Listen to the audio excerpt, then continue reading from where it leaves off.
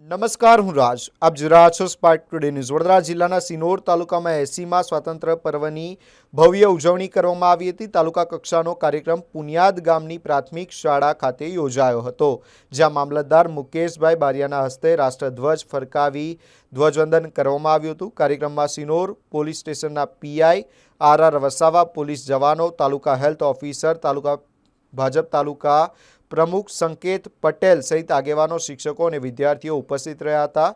વિદ્યાર્થીઓએ દેશભક્તિ ગીતો અને વિવિધ સાંસ્કૃતિક કાર્યક્રમો રજૂ કર્યા હતા. શૈક્ષણિક ક્ષેત્રે પ્રથમ ક્રમે પાસ થયેલા વિદ્યાર્થીઓને મહાનુભાવોના હસ્તે પુરસ્કાર આપી સન્માનિત કરવામાં આવ્યા હતા. આ ઉપરાંત વૃક્ષારોપણ કરી પર્યાવરણ સંરક્ષણનો સંદેશ પણ આપવામાં આવ્યો હતો.